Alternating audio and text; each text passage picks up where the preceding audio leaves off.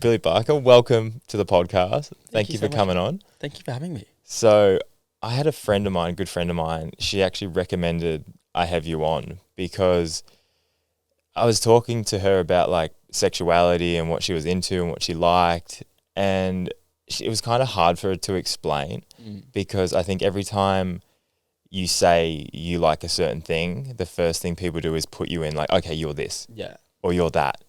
And she was like, I kind of just like everyone. Like I'm into certain people in different ways and I'm not into other people in different ways. I don't just like girls. I don't just like boys.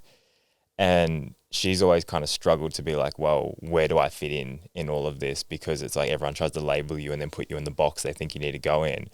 So she saw a video that you did a little while ago and actually sent it to me. Yeah. But it was just you explaining kind of what you were like. And I found it super interesting. And she's like, you should get Bill on. I think he'd be a good person.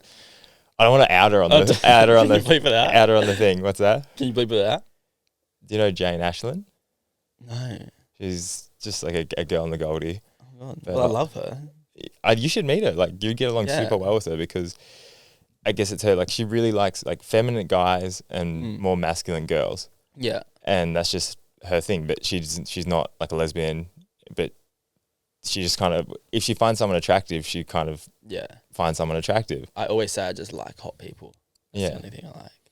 That's your thing. Yeah, it's my thing. Does it change though? Like, do you feel like you lean more towards one sex or the other at certain times? Usually like after a heartbreak, like I'll go no, I ain't going near girls again. I ain't going near her. No, usually it's like I'm never touching a guy again. Yeah. I'm like, yuck, I can't do this. This is too much.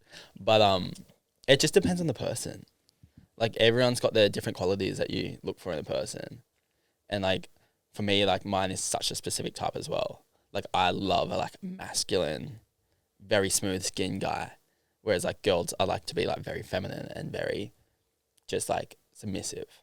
Yeah. So it's very different, and I love like big hair on girls. Like it's very specific. Yeah. So I like struggle on both ends because I always put myself into a box on what I like. Yeah. So I never really explore outside of it because I just don't find that attractive. That's the thing. You only find what you find attractive and then like go for that. I just find that so interesting that you said like you're into masculine guys, but then super feminine women. Yeah. It's like because I feel like I can go in between both. Like I don't feel like I have an overly feminine energy, but I don't have an overly masculine energy. So when I sit in the middle, I like to be on one side of the spectrum. Yeah. If that makes sense. Yeah. Like I wouldn't, if I wanted something to be more feminine, I would go towards a girl, but I wouldn't find that in a guy, and I don't look for that in a guy. So I find the things that I don't know how to explain it. It's like the things that I don't want to be, I find in the other person. Yeah. Yeah, I get you. Because I feel like I fluctuate, and I like kind of match the other person that I'm with. You kind of the whole opposites attract in a way. Yeah. I think a friend gave me a compliment like the other week, and it was the best compliment I've ever had in my life.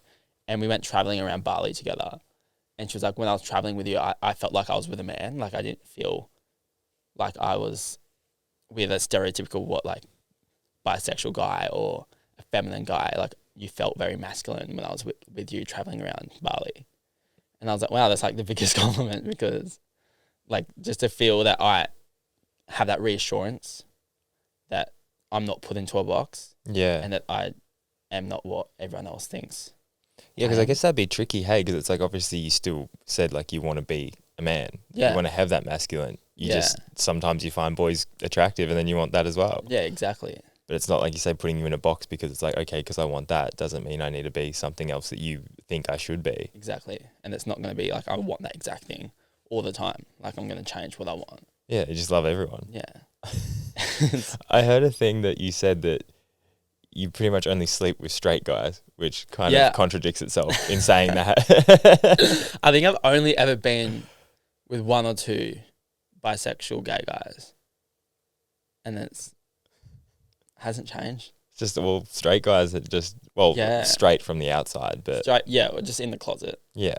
Yeah. How does that go down? Do you kind of feel for them because you're like, just be you? Like just be who you know you are? Yes and no. Some of them it's just like an ego thing. Like I'm like they'll be this overly masculine guy, and as soon as they give me any sort of attention, I'm like, okay, this is a chase that I want to go on. Like I want to win this race. Oh, so for you, it's like ego. Sometimes. Sometimes. Other times I do, like if I have an emotional connection with them, I feel like I take on a lot of their insecurities and things that they're going through because they can't be who they truly are. And it gets a bit toxic that way because you feel like you're loving someone that can't show their love for you. Yeah. So it's like hard. Yeah, I know that feeling. But with that as well, though, do you kind of see there's like a ceiling to those relationships? Because like if they don't want to come out, you just kind of, they're living this lie and you're kind of to a point where you're like, well, where do we go from here? Oh, 100%. And that's why a lot of the time I feel like I'm wasting my time when I spend 2 months talking to someone and it gets to the point where it's like, okay, this needs to progress somewhere, otherwise it's not going anywhere. Yeah, but it's kind of stationary. Yeah, and they can just never make it happen. Or they get a girlfriend. Has that happened before? So many times. So many times. Like I've been on, like flown to other countries, like for people that I've been seeing, and then they've found a girl in this country, and I'm there like, fuck. What do you do then? Like, just thankfully I was with friends, so. Oh, okay, so you kind of just. I was like, whatever, like, fuck you. Who do you get more jealous for? Like, if you're seeing a girl or seeing a guy, who makes you kind of? Do you feel like there's a difference in like jealousy and feeling connection with like different people? No, because the last person I was seeing was a girl, and that was like on and off for like 7-8 months, and like I feel like jealousy is only happens when you don't have that trust, and when it's not exclusive. Yeah, and I feel like that's the same with both. Like, but I just get, this is for me personally. Like, if I'm seeing a girl and just say she went out with her friends and like kissed another girl, I could not care. Yeah. At all. But if she like went out and was like, oh, I hooked up with this guy, there would be a part of me that'd go, ooh, like that doesn't feel good. That's what I mean. There's no jealousy. Even if she slept with a girl, I honestly would not care. Really? It's this weird thing where I guess I don't feel threatened by a girl. Yeah. And it's like, if you were into girls, I don't want to stop you from being into what you're into. Yeah. But then put a guy in that same situation and there's definitely like that doesn't feel great. Like it hits a little bit different. That's why I was wondering for you. Maybe it's just like a girl has something that you don't have. For a guy, you're like, I can give that to you. Yeah. Yeah. Yeah. Well, I don't know. I've never experienced it. You ever felt that? No. So it'd be the same either way. I think, no, because like if I've been talking to a guy and then they're talking to a girl, I still get jealous. Yeah, it's still the same. Yeah, like even though she's got something different. Yeah, like it's definitely the same on both ends. But like if they had a friend and they kissed their friend, like I couldn't give two shits. Yeah. Oh, but just like I meant like a random person they're at one night and some girl's hitting on them and they're like, what about if you were seeing a girl and she got with another girl? If it was like she was into it, I'd be jealous. See, I find that so interesting. Hey, that like if I was seeing them, but I get yeah. I'll be like, what the fuck? Like, why do you need to kiss this girl? I'm right here. Right here. Yeah. Fuck, so true. So I just felt super interested with that. But like a lot of people think that would be into threesomes or that kind of things, and they're just not my thing at all. Yeah. Like I'm so like you're my person, and like you talk to no one else. Yeah. And just me. See, the three-way is a weird one, hey, because I think like I hear people and they try and bring like another girl, like a guy will try and bring another girl into a relationship, and I'm like, I feel like that just gets real icky real quick because it's like you're kind of putting this on the girl. Yeah. And I've always said to like friends that have told me that like this has happened where they've had like a boyfriend or seeing someone, they try and get another girl, just be like, yeah, that's fine, but I'm allowed to bring in another guy into, and like straight away it's like crickets. Like that's not going to be a thing, but it's like such a double standard with like guys wanting to bring girls in, but girls like maybe wanting or not wanting, but the male being like, no fucking way.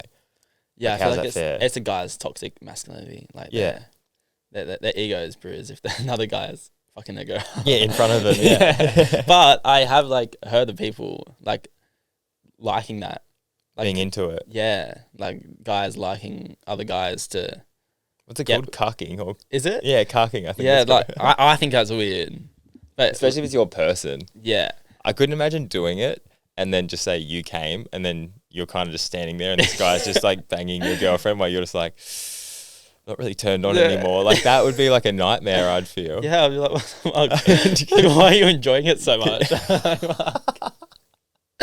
the fuck? What about it would just I feel like you have so many scenarios where it get real awkward. Like imagine if just say your girlfriend doesn't normally come really quickly and she just came straight away. And you're just standing there just going like, fuck. What? Okay. Like, need to find someone else. Yeah. Get someone else in. I need tips. Oh, yeah, just take notes. Sit down with a pen and paper. Just examining what he does. Oh, Just man. dap him up after. Thanks. Thanks, bro. See you next Tuesday. Yes. Yeah. Lesson next week. Oh, that's funny, man. But I've had girlfriends where they've been a bit bi-curious, and I've always said like if you're into someone, like you need to be the one to initiate, like be pushing for that. And like if you bring a girl into the fold and say, hey, I'm really attracted to this girl, what are you like? Are you into it? Or just ask the question.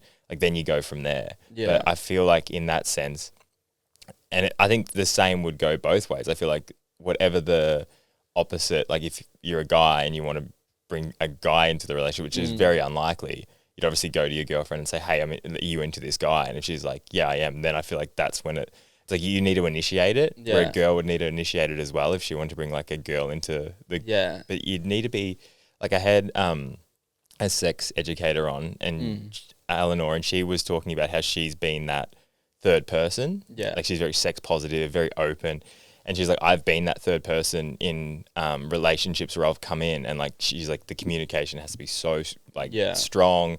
You're not trying to fix something. You're trying to have fun. Yeah. And even she said the other day, like she's going to see a couple and like, she's way more into it for the girl. Yeah. And the guy's kind of just there and she's like fine with it still, but that's her thing. Yeah. And she's like, she goes both ways as well. But I guess it's that thing where you just need to make one, like both people need to be so 100% into it. 100% to make it work. Yeah, there'd have to be so many boundaries. Yeah. Like I've thought about how it would be to like be in an open relationship. Like I don't think I could ever do it, mainly because I can't do like one night stands or anything. I have to like be genuinely connected to someone to let them in like that. But for other people, you just have to have so many boundaries and so many regulations and like. Whole open relationship, it's pretty much just like I want to sleep with a lot of people. You're just my favorite one. Like, I just want to keep like you're the favorite one I have, and I just want to go crazy. But then I understand like how intellectual and what's the word, like getting to know someone and knowing them on a deeper level than just surface level can be worth so much more than just like a sexual experience. Well, it makes everything better as well. Like even the sexual experience, like when you actually feel something for the person. 100%. It's not just like this hollow thing where you're just like, I met you out, we're a bit drunk, we're a bit turned on, which like that can be fun as well, but it's like nowhere near the same as if you actually like care for someone. Yeah.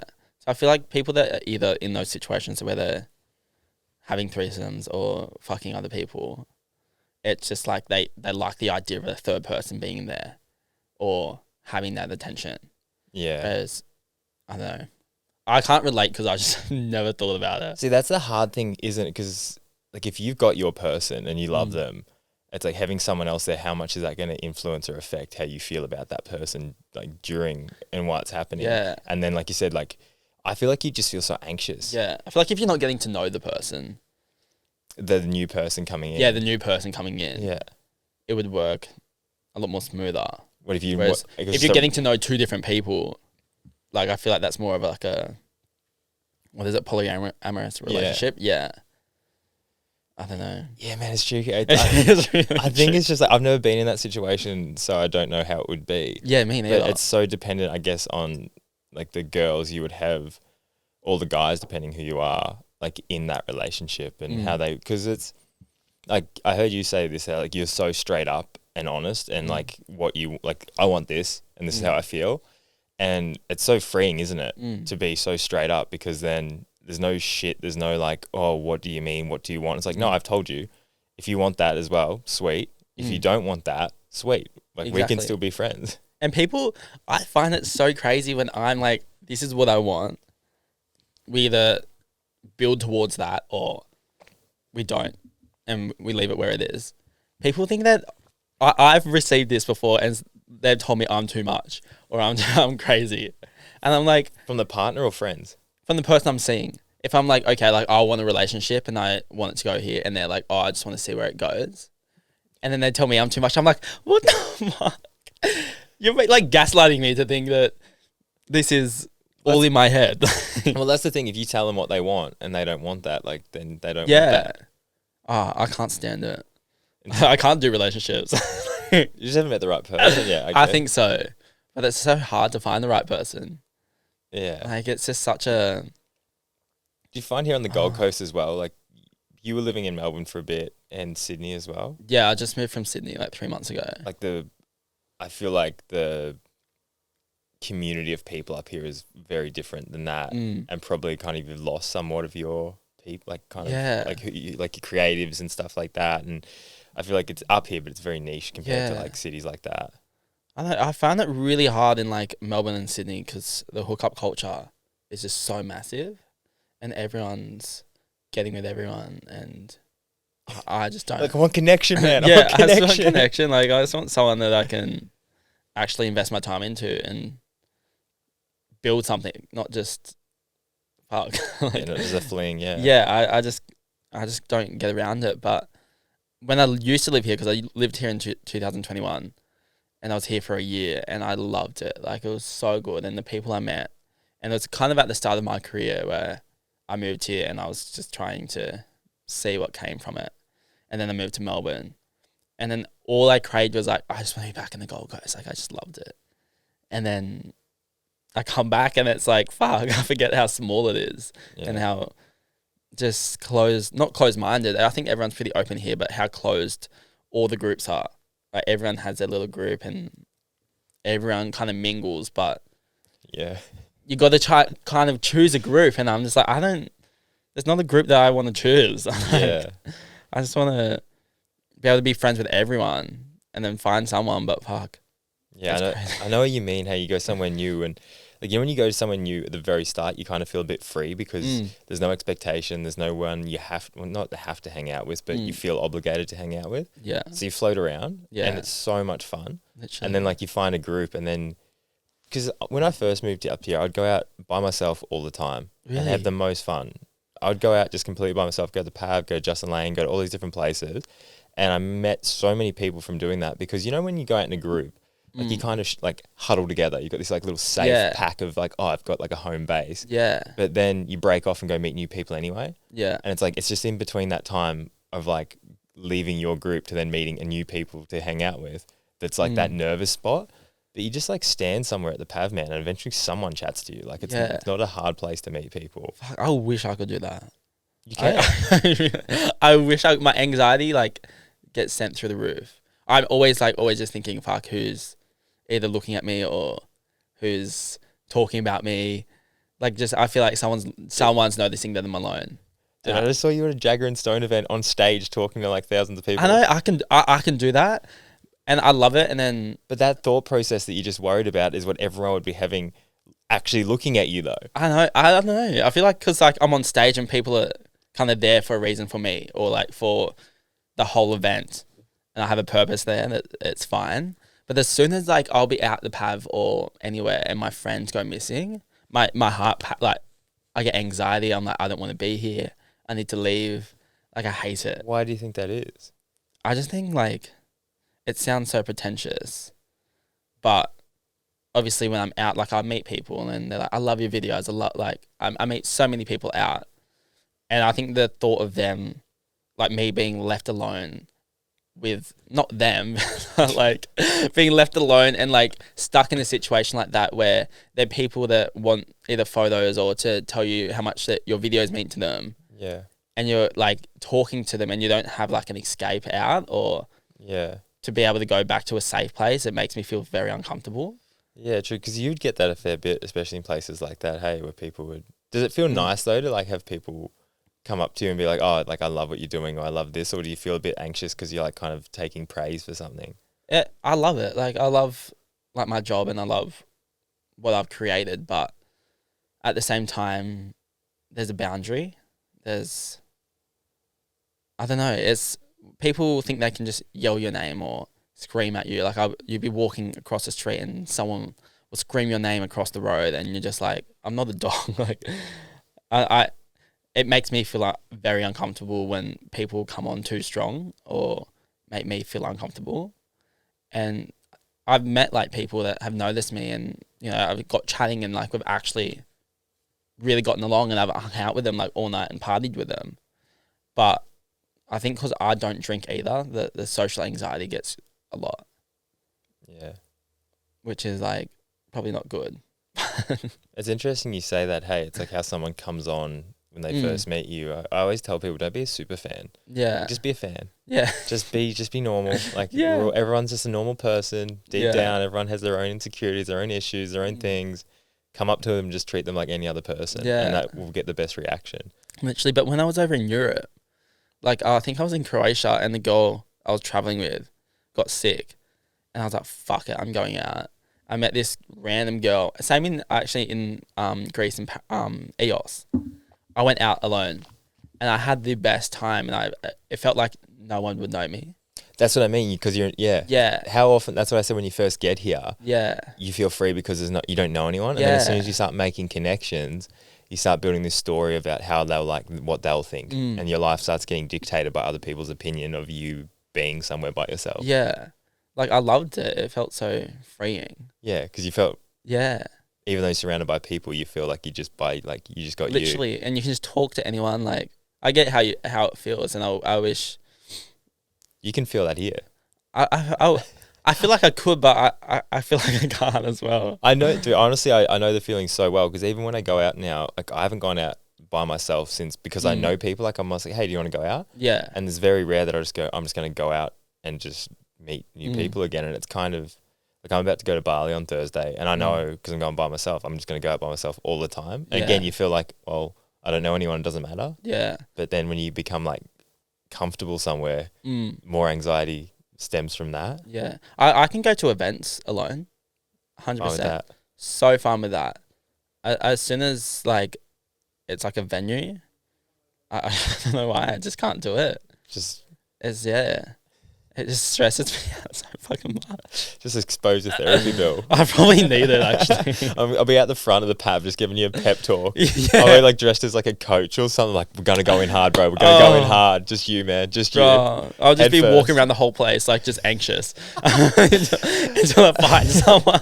I guarantee that you'd walk in for like 5 minutes and you'd be fine. It's that initial thing. Remember when you said you got on stage for Jagger and Stone, and you said it's that initial like getting on stage, that first time you speak, and then once you're out there, you're like, oh, I'm here. Yeah, I guess so. Until someone's like, I fucking love you. And I'm like, oh fuck. Where's my friends?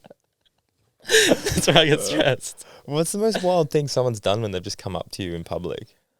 I was in Kmart once, just shopping for like a picture frame, and this girl's like, like drops on the floor, I kid you not, and like is making this big scene in Kmart, and I was like, just standing there, I was like, love to meet you. Like what do you say? Hey? I don't know. I literally get lost for words when people go too dramatic. I'm like, hi, I love you. I was like, actually at the pub once, and a girl like started crying, and like her story was so nice. Like she's like, oh, like your story with your mum, like I just like, my mum's going through the same thing, and I just like really appreciate everything you've done. And like she literally started crying, and I was like, oh my god, like come here, like give me a hug, but like I don't know what to do. Just hug it out. I literally just hugged it out. Just hug it out. I gave her a pep talk, and I said, it'll be fine. You got this. Yeah, it's crazy. Hey, how like I guess I always think about this though, like what you actually must mean to those people that actually you do create that emotion in.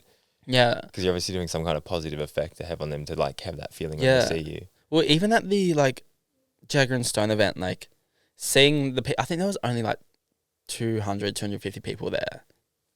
But seeing that amount of people in one room, you're like, fucking holy crap. Like, that's a lot of people. And when I have like 100 times, like what, 250,000 followers, that's like, imagine seeing all of those people in the room. And you're just like, whoa, that's a lot of people. Yeah, when you break that down, hey, like you think about if you were in a football stadium. Yeah. And you were just sit in the center of it. Yeah. doing something, like that's how many Actually- people actually see your videos, or more than that, like at football stadium times like 7 or 8. Well, when I was at Fred again, and I was at like the top, and I was looking down at everyone, and someone said there was only 80,000 people there or something, and I was like, there's a lot of people. Yeah. Like that is a lot of people. Like that is crazy. Do you ever think about that with people get like uber famous, and you're like, you literally have millions and millions of people that see everything you do? Yeah. It changes the way you think about just everything. Like, I know, like, for, like, my friends that, like, are so much bigger than me, I'm just like, wow, like, you could never go back. Like, you could never go back and just be like, I just want to live a normal life that no one knows me. Like, you've kind of put yourself in a position where, you know, people are going to know your face, or people are going to know who they are. Mm. And then it's like, that's scary that, like, it's probably never going to get less than what it is. How does that make you feel about striving towards fame? I used to, like, that used to be my goal. And then now I'm like, I don't think I'd want to be famous. It'd be fun to think about it, but to actually be it is scary. Like, there's just so many things that, like, a fan could do that if you're a normal person, you'd be like, that's stalking. Yeah. Like, you can't be showing up at my house. Yeah. Like, Do you know who Ellie Miles is? Ellie Miles? Yeah. So I did a podcast with her the other day, and I she love said her. when she was like blowing up, she'd just see photos of herself in her house, Yeah. like in the paper and stuff, or like in magazines. Mm. And it's like, you want to be famous? This is famous. Yeah. It's scary. I was with her at BTV maybe a couple of years ago, and I find it the worst at festivals. Like, I put the glasses on, the fucking scarf over the head, everything, and we're there, and she was just like, just enjoy it. Like, just like, Soak it up. she made me enjoy BTV so much more because of just her mindset and how freeing she is as a person. Like, it was so surreal. I just love her. She's a legend. Episode's gonna come out on Monday. Fuck yeah. But no, it was like when she said enjoy it, did she mean like just the festival, or even like the Just, fame that just comes being in with the it? moment, everything. Yeah. Just being in the moment. And she's just like the most beautiful person. Mm. I just like, I don't know, being on reality TV, that's where I feel like it can get even worse. Yeah. Because you're perceived so differently to who you actually are. Yeah. And it's like, I would hate that. Would you go on it? I thought I would. I don't think I would. Like, I thought that's what I wanted to do, was reality TV. But I don't know. I think it's a very, very toxic place to put yourself in. Yeah, it's like taking a photo of yourself and then letting someone else write the caption. Yeah, exactly. It's like you're never going to get it exactly how I'd want it. Yeah, it's like, I don't know. I wanted to do like a love reality show, like somewhere you found love, but I just feel like Love Island. Go to Love Island, bro. That's where everyone finds love. Not a chance. I actually applied for it this year, just joking about it, just being like, Just a joke. just like, I am on the show now. Well, Just a joke. they messaged me, and then I went on Lucy Nicky's podcast, and I told them like, oh yeah, I'll apply. I was like taking the piss, and I put it on my story. All the comments on the Love Island post was like, Bill Buck, like tagging me, and I was like, fuck. And then they were like, Bill, you need to do reality TV. Like, I feel like you're built for it. And I was like, He's built for it. I'm like, maybe I should. Like, and then I got back to my car, and I look at my Instagram DMs. Love Island had messaged me while I was in that podcast, and they're like, we're just checking up on your application. And I was like, you know what, fuck it. So I went home and I applied for it, and I made a TikTok about it, and it did like 200-something thousand views, and I was like, oh, you guys did not want to see me on there. Like, I did not feel like I am going to be portrayed very well on that show. And then nothing ever came from it, and I was like, Didn't go anywhere. Go anywhere. Do you know Andy Cosgrove? Yeah, he's like American. I've seen him. Yeah, So I got him on the pod, and he talks about, because he went on. yeah, But he's just like, I'm just gonna be 100% me, and if I'm 100% me, they can't, and like I don't say anything mean or I don't do anything like that, then Yeah. they can't spin it that far off. And he came across as like a super nice guy. Yeah.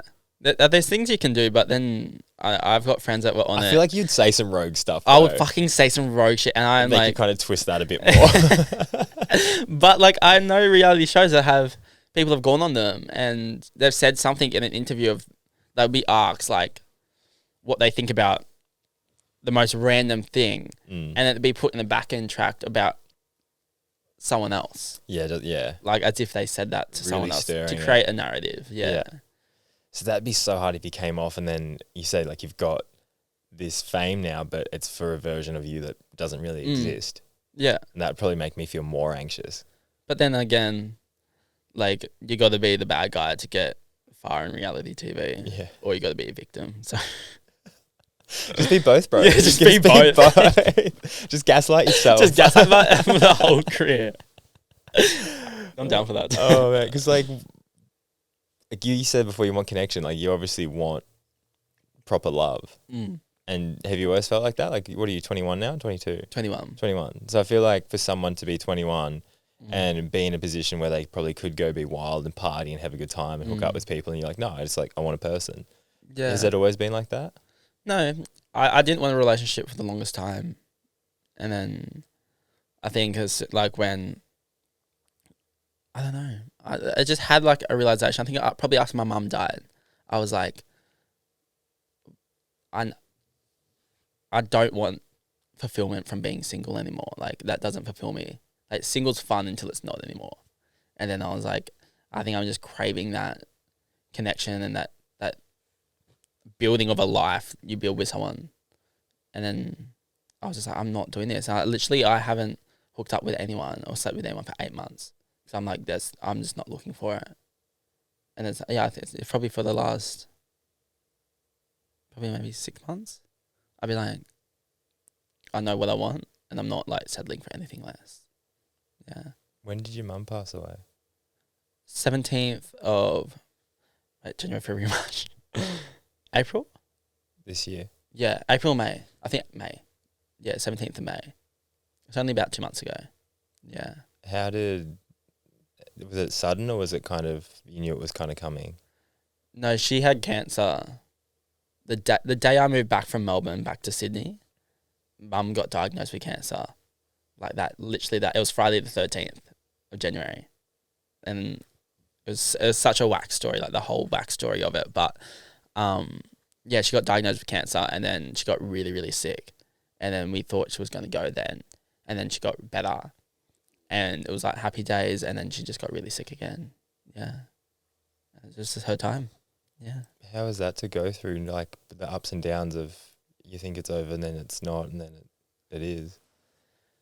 It was hard because I moved home, moved my whole life back home, back into the small. Like I'm from a small town, so you know, going from such a small town to big cities, and so many people, so many options, so much going on in your career, to going back to your hometown and fucking nothing's happening.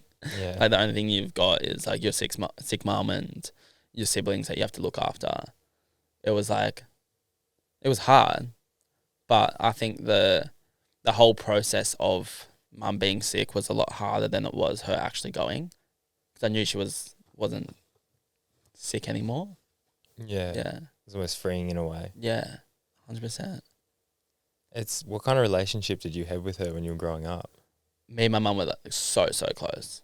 Like, like mum used to take all my photos, my videos. Like we did everything together, and I never got along with my dad, so I didn't really have a good relationship with my dad. And from the age of like, I'd say like 13, I didn't really ever see him. And then when he moved out of home when I was like 16, me and mum were like really, really close. So it was hard because that's like the only, I think, eternal love you have for someone is like your parents or your mum.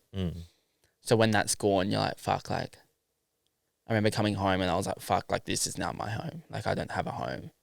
Like, this is my home. I've got to build that for myself. And I think that was probably a big realization when I was trying to look for someone. I was like, I want to build a home. Like, I don't want to build. Yeah, you feel like there's a bit of a void there, hey? Yeah, you like have a whole part of you taken away. Well, But like then, you said, that is your home. yeah.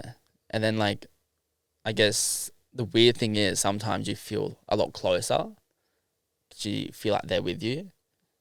And, like, I've had so many signs, like, of mum that have been like, what the fuck? Yeah, and she's still there.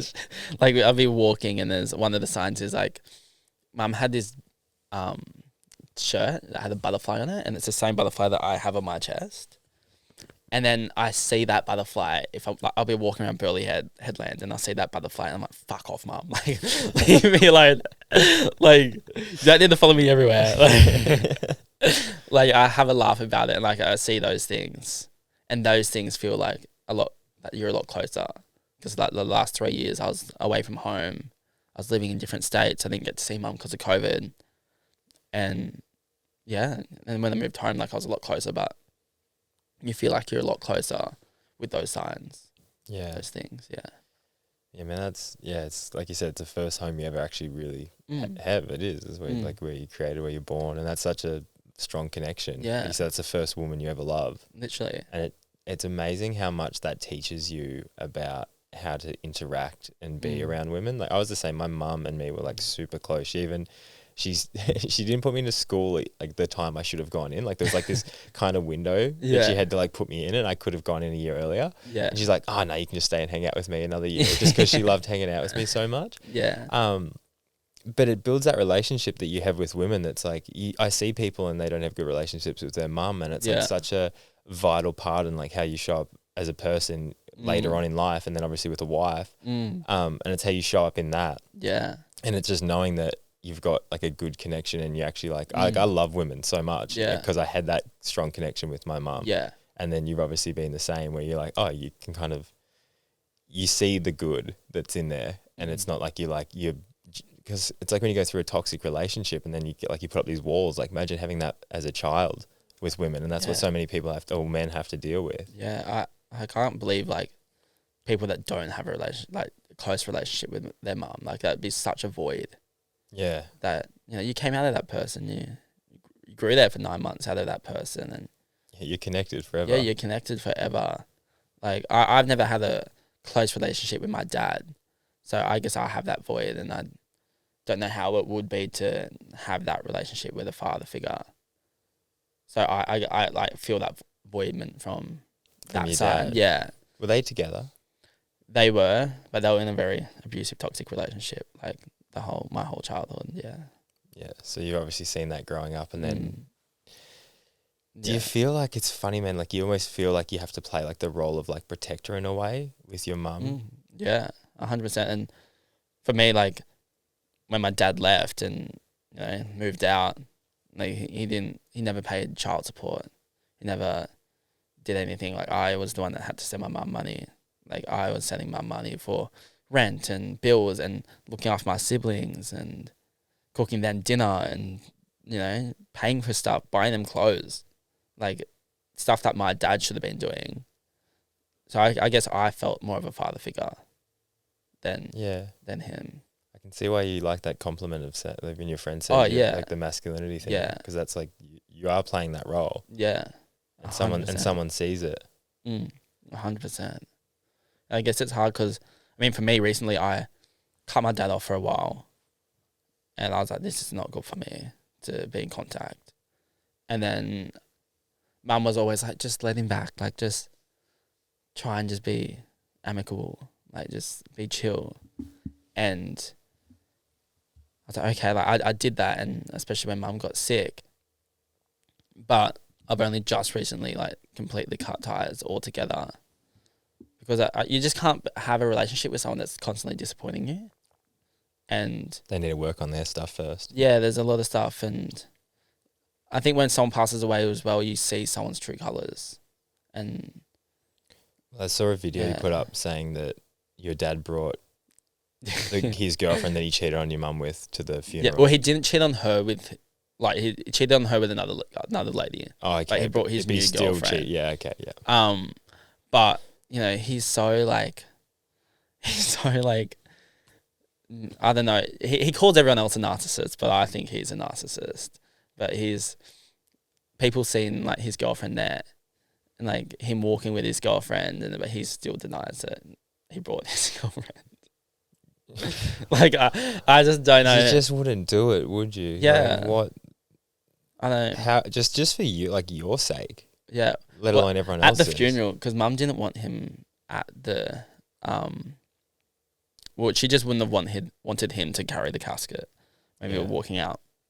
So we had chosen all the people, whatever they call it, I forget, that were carrying the casket, and we all stood up to grab the casket. My dad stood up and he went to grab it and hold on to it, and my auntie was like, "No, sit down."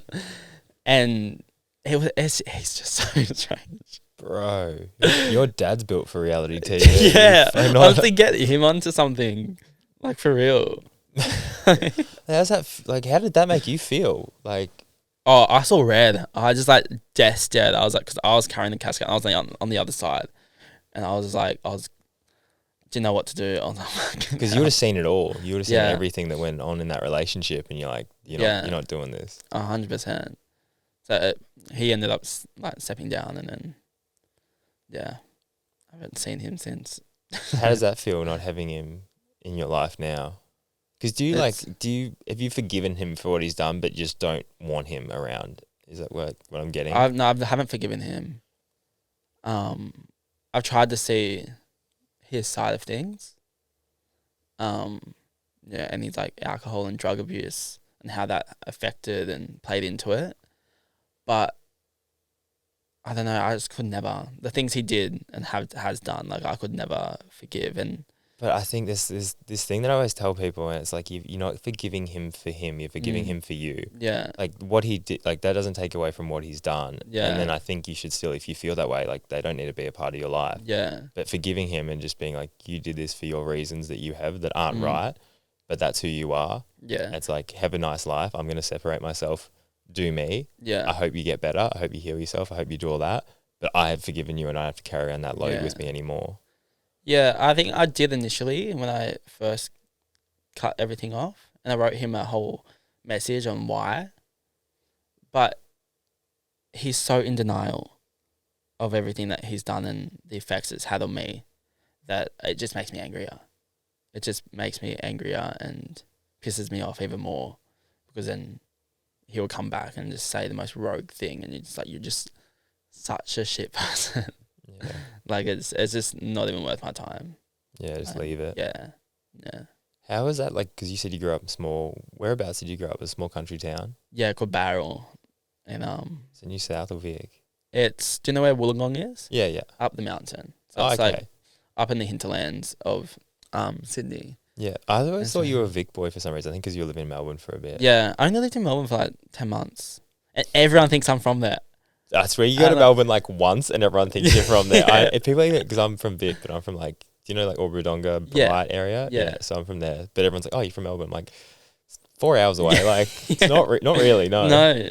I tell people I'm from Sydney that don't know where anything is, but... It's like saying we're from Brizzy. Yeah. Or if you're like, you're living on the Gold Coast, it's just... Yeah, literally. But it's so far away. Yeah, everyone's like, oh, that's close enough. We'll just like, we'll round up. But how was it? Because you were saying like, when you were younger, people would kind of put you in this box about like, you're dressing up or you're a certain way. It's like, you're this. Yeah. So how was that dealing with growing up being a bit different, and then probably the blowback you would have got from like a small town community of people? Yeah, it was hard. Very, very hard. And like the way, like I was always just like, I'm just me. Like I'm just whatever. Like I denied it for so long. Like I had people like calling me gay, calling me this and that from the age of like 9 years old. I didn't even know what it meant. And I was like, what are you talking about? Like, stop it. Yeah. Stop it. I'm like, what? Ew, men yuck. Like, I could never. But, you know, as I got to know myself and, you know, I experimented. It was, I don't know, a lot more comforting with coming to terms with it. But no one in that town had probably seen anyone go through that. Like, no, I don't think anyone in that town had seen a bisexual guy that liked both, and it was hard for them to understand that. I just confused, eh? Like they'd Yeah. be like, what do you mean? It's like once you question someone's norm, Yeah, they freak out, man. They lose their mind. literally, because I think growing up, if you're gay, like in our town, it was like, you're weird, like you're just a weirdo, like don't come near me.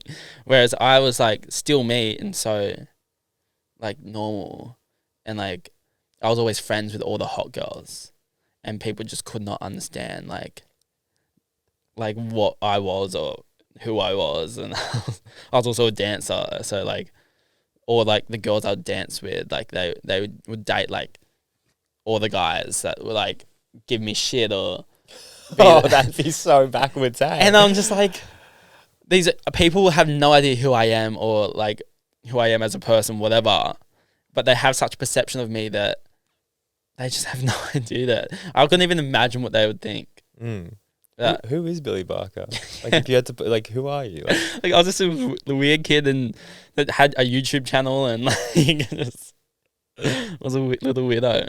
But you just having fun. I was having fun, yeah. I think that's the thing, man. It's like, I talked about this the other day. It's like everyone's like, be authentic, be you, and everyone pushes this message so hard. Yeah. But then as soon as someone is themselves, the first reaction is, fucking shut that down. Yeah. Like, what are you doing? You're a weirdo. You're a loser. Yeah. Like, let's go back into our little box with everyone else that does the exact same thing. But it's very weird because a lot of them, either that I've spoken to in the past or gotten with, I will like go back home and I like talk to my friends from my hometown and they'll be like, oh, I'm talking to this person. I was like, oh, that's weird. They message me. And then I'm like, oh, they say the most nasty things about you. Like, I'm like, well. Really? Yeah, I don't know. They're weird. They've just got to hide it. Yeah. They've just got to hide behind this wall of like... Yeah, you should see the screenshots. I was going to say, your DMs would be like a war zone with some of this. It's the photo album. It's like the screenshots of the messages.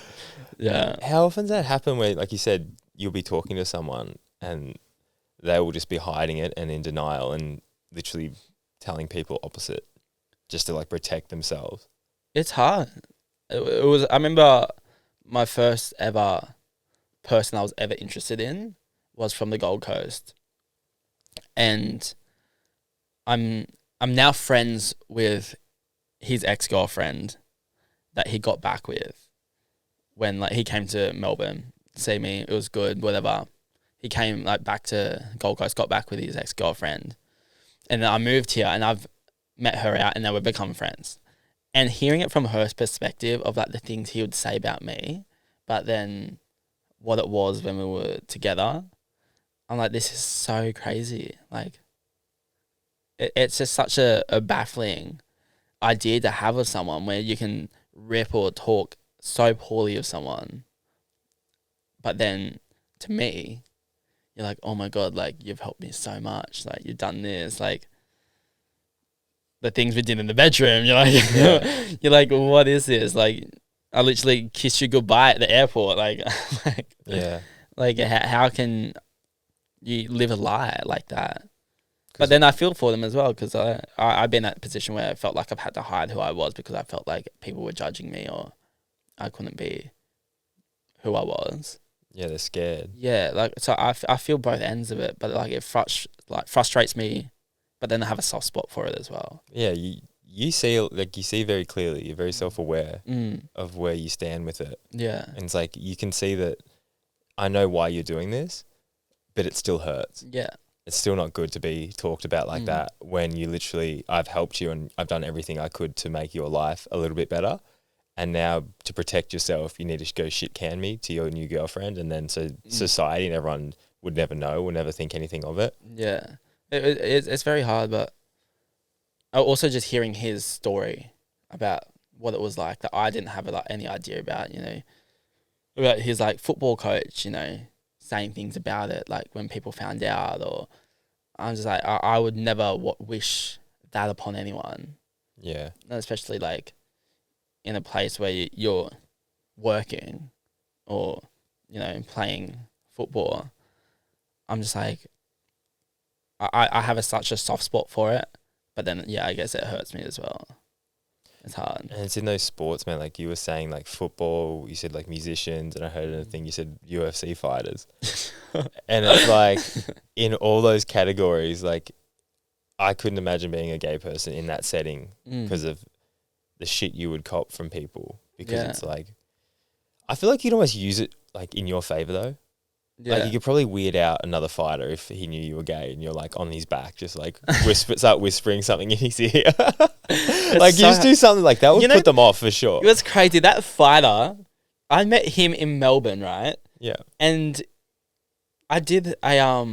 his ex-girlfriend was a PT and I was training with her and we were speaking about it and my manager was there and she's like, oh my God, that's so crazy. This is what he said about it. And I was like, what the fuck? Yeah. Like, that just never happened. Like, that's just crazy.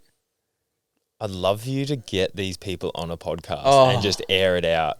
Just air it out. Just be like, I've got receipts. Like, get the messages ready and be like, you said this. Yeah. Like, let's put it out there. Yeah. Because that's the thing. I think if you said, like, I will sit down and, like, talk about what happened and I guarantee that these people wouldn't show up, it's like, well, who's telling the truth then? Yeah. And I just couldn't care less about it to have to out someone or it doesn't, it doesn't affect me that much. And I would never want to out someone because the way I came out was, like, people came out for me. Like, I wasn't able to tell my story for myself. Other people had to do that, and that was really hard.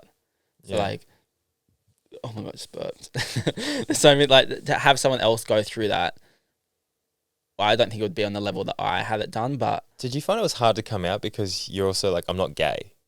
Like, I'm kind of... I'm bi, so it's like I'm in this weird, like, what do I actually want? And you're like, I kind of want everything. Yeah.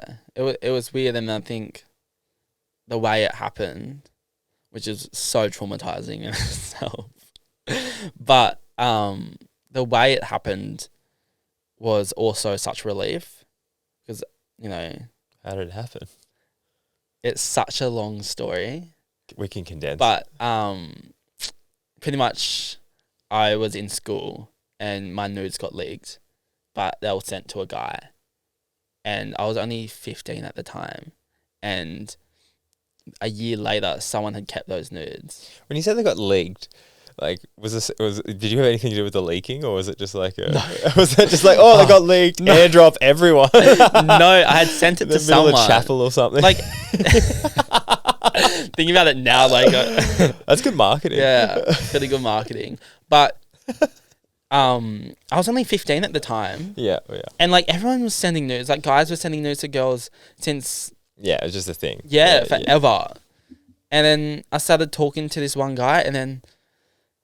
he asked for a photo and like he'd sent me photos and asked for like a photo and I sent it and I didn't realize it got screenshotted, but it got screenshotted and then someone had kept it or he had sent it to someone and it got kept and then it got shared. One of my friends in school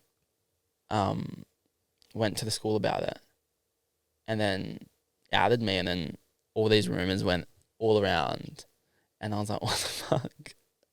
Like, this is how was that crazy to deal with? Did you feel like a bit attacked? I had to go like full on therapy for it because I at the time it felt like the whole world was ending. I could never show my face thinking people thought or knew that I was into guys in that town. I was like, I just don't want to be here. Like, I'd rather literally like be gone than have to deal with this, and I just don't want to. And I didn't leave my house for months and months, and I just fucking hated like that town. And then at the same time, it felt relieving that I didn't have to live hiding something, and I still had friends. I was like, wow, like, okay, my friends are still here. I'm okay. My family's still here. Everything's fine. People know now, whatever. And then that's when I was like, what? We're good with it all, yeah. You started being yourself. Started being myself, yeah. How funny is that? How like straight after something like that, it's the worst feeling, and then shortly out, like a little bit after, you just realize no one cares. Yeah. Like no one actually cares about your life or what you do or where you go. It's like you obviously have people in your life that love you, but like kind of do what you want. Like, Yeah. obviously, if you're not harming or hurting anyone else, if you're just generally doing stuff that makes you happy and doesn't affect anyone else in a negative way, go to town. Literally. Do what you want. And it's crazy. The guy that went to the school about me is now gay. Yes. I'm like, okay, thank you. Oh. Yeah. You just got to sit back and laugh, don't you, really? Because you're like, you're just on your journey. You're just a bit further behind in a way. Yeah. Like, I've actually spoken to him at the party, and do you apologize? I think so. Yeah, I think we spoke about it, and he apologized for it. But yeah, I don't know why someone would think to do that. Man, But, I don't know. We're all young and stupid and dumb yeah, at that age. exactly. But how often does this happen? Where like a straight like a guy will reach out to you and just be like, "Hey, I'm into you," but like no one can know, or like try and keep it hush hush. I'll usually DM someone. Yeah. Or like I'll be out, and then they touch me in ways and like, well, they start talking to me. Yeah, I'll be like, they'll just be like, "Wow, you have the most beautiful eyes." I'm like, "Thanks." But then are you just like, are you hitting on me, or are you just friendly? Like, yeah, do you have to go through that, or are you pretty onto it if a guy comes up? And, I'm like, pretty onto it. shows interest. Guys are so like, I feel like it's hard with girls. yeah, it's a lot harder with girls. That's what I was talking with Eleanor. She was saying like, "Are you hitting on me?" Or Yeah. like, what's like, because girls are like, "Oh my god, darling, you look so hot," like, and then kiss them. And you're like, do we go further with this, or is that it? Yeah. But even for me, because I'm friends with so many girls, like, if I meet someone out, I'm like, okay, do you want to be friends, or do you want to actually fuck? Yeah, I guess that would be a hard. Yeah, do you Yeah. find that with girls? Like, Yeah, I them, find that really hard. them questioning, like, are you actually into me? Yeah. And then like if you got like a guy that's like trying to get your attention, or they're like talking to a guy, and then there's a girl on the other side, and you're like, okay, I've got to act like two different people. Have you been in that situation where you were just into two different people out, and you had to play those kind of two roles of like masculine and feminine to each one? Like you almost put on this different persona. I try to choose. At the start of the night, you're like, all right, masculine, we're going masculine. I'll just like go for it. But it's all like, it can be in the way I dress. Like if I wear makeup out, or like how, how I perceive myself that night, that like can determine it all. Yeah, where it goes. Yeah, because sometimes I'll wear like a backless top, and like, yeah, usually like a guy is gonna like be more interested than a girl. Yeah. But there's sometimes Go see that. I was gonna say, man, when I was over in France, I had a friend. She's like, "Let's go," and like, I'll dress in a suit, you dress in a dress. And I was kind of like, oh, I don't know about that. It was in like when I was racing mountain bikes. It's a very like masculine, like ego dominant kind of like mountain bike. Yeah. So it's like all that, and I was like, fuck it, I'll just wear this full red dress with like a French beret. Yeah. And then the girl didn't even wear the suit. She's like, oh no, I don't want to wear that after I'd got dressed into this dress. So then I ended up just going out. There was no like, oh, we're doing like he's as hers or hers as he's or whatever. And I went out and like definitely had that nervousness. I'm like, I'm wearing a fucking bright red dress with a beret going out to like a mainly dude dominant mountain bike sport bar thing. And I'm like kind of a bit nervous. And then I go out and everyone's super friendly and everyone's just like, so many people are like, I wish I had the confidence to do that. Yeah. That's the biggest thing. Like everyone wants to be out there and they want to be themselves and they want to step out of their comfort zone. But you have to deal with that feeling of before you get on the stage, before you get to the bar, when you're alone, like that's when that voice in your head is going. It's like before you like jump out of an airplane to go skydiving. Yeah. It's like the anticipation of it. And then when you're doing it, it's like you're loving it. Yeah, it's fine. Yeah. Yeah. But you've got to understand that you've got to go through that to get that feeling. Yeah. And most of the time when you do that, people like praise you and really enjoy it because they want to do it. You're like a beacon for them to do more or try something new or be who they actually want to be. Yeah. Do you feel that a lot of time when you go out and you dress up a certain way, like the attention you get just from being different is like a lot of fun for people because like they want to like doing your hair different or like wearing like a girl's blazer or something and then all the girls like, oh my God, that's so cool. That's so fun. That's so good. I love it. I love the attention. But I don't wear anything too crazy. Like I haven't gone out in a mini dress. Yeah. Reality TV, mini dress. It's all coming. But I wouldn't give a fuck. Like I would 100% do it if I wanted to. Yeah. But I've also just never dressed boring. Yeah. So I feel like it's just second wave. Like it's just whatever to me now. But I guess if it was like back to the start. But you would have felt at the start when you started doing that, Well, that feeling. My first ever event I went to was a Showpo event at Cali Beach Club. And I wore Showpo, which is like all women's brand. And I wore a woman's suit with all these like dangly pearls.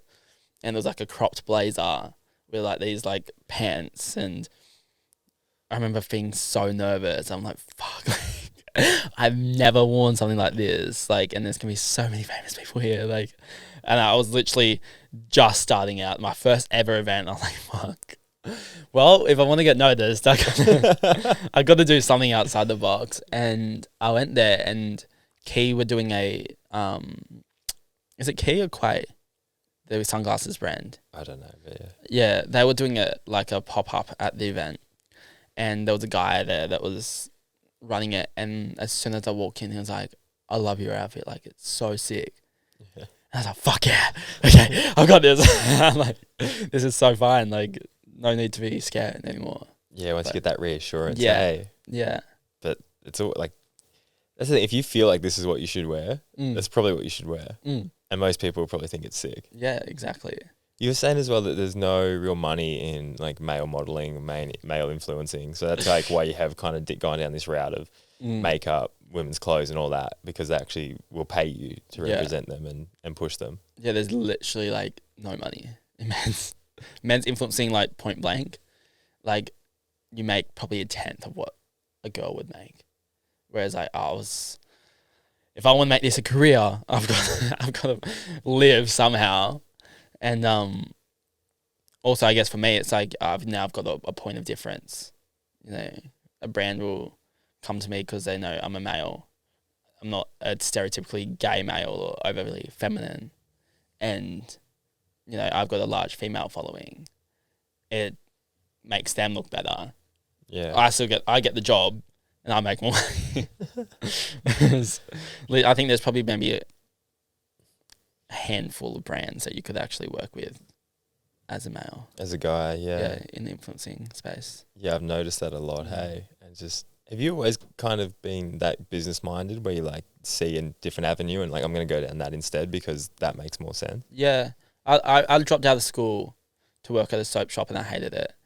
So I created my own company. I was just like, one day I was like, okay, this is what I want to do. And then I did real estate photography for like so long. And I did acreage drone videos. Yeah. And so around like my Lockie, the guy that works at the office, that's what he does. Yeah. And I was like, oh, well, like, I'll just try this out. I made some money and I was like, fuck yeah. And then I realized I wanted to be in front of the camera, not behind it. And then this isn't working for me. Yeah. But yeah, I'd say that I've got a different brain when it comes to making money, that I will find the most random shit and figure out how to make money out of it. And I've just always been like that. Just do lawns when I was like 12 years old. Just figure out a way. Yeah. Like, What's the company you started?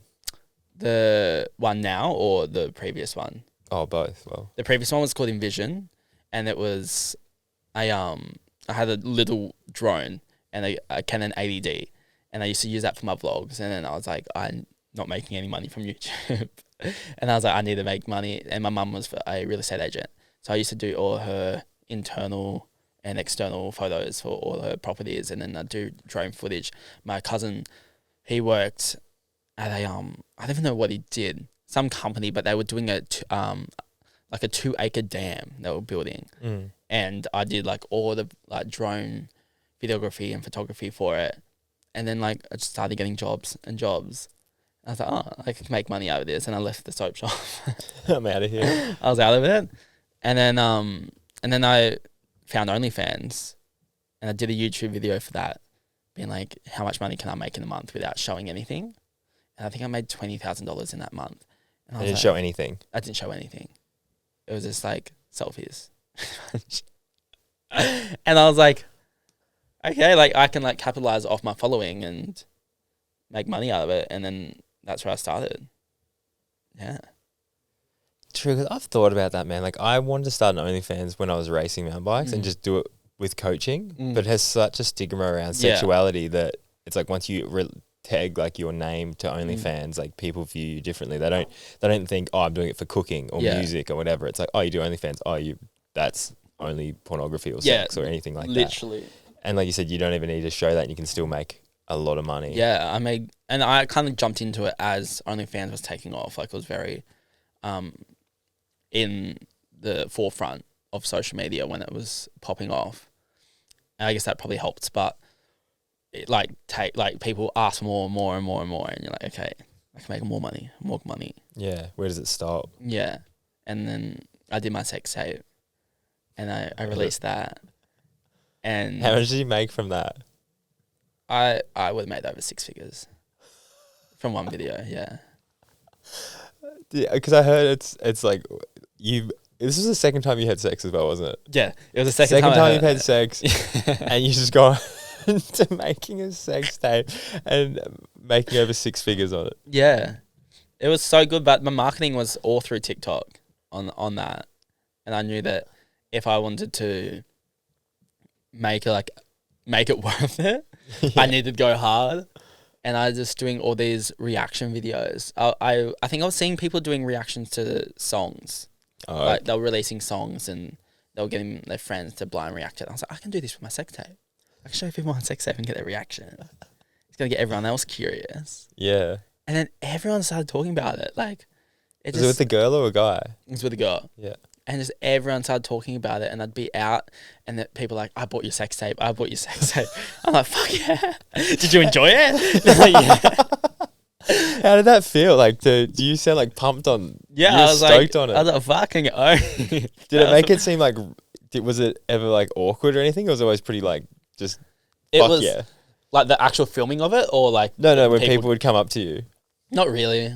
I'm like, thanks for paying for my clothes. Thanks for donating. Thanks for giving me money. But it was actually fun. Like, I would do another one.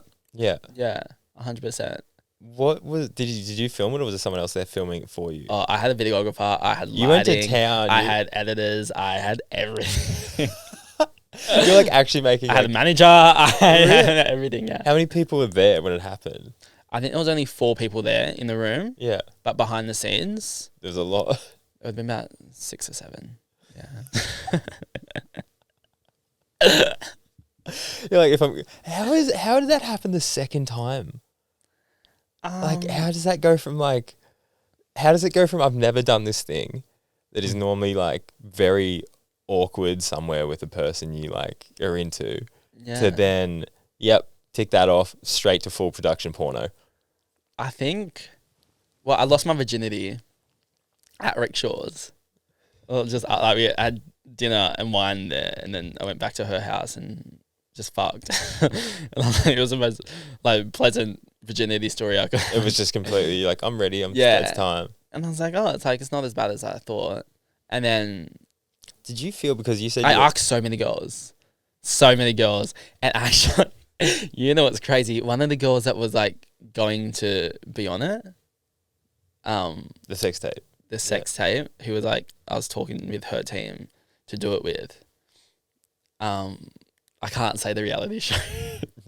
She's massive now. The name of the girl.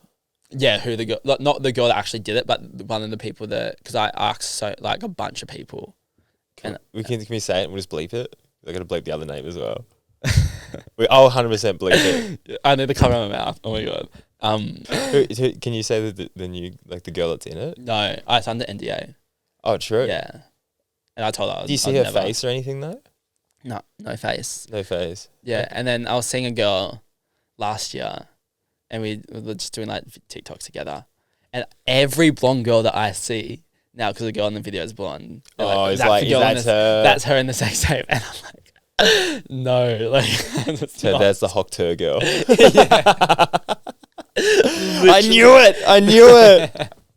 But I'm like, fuck, and then they have to keep making videos or comments. We're like, it's not them, guys. You'll never know who it is.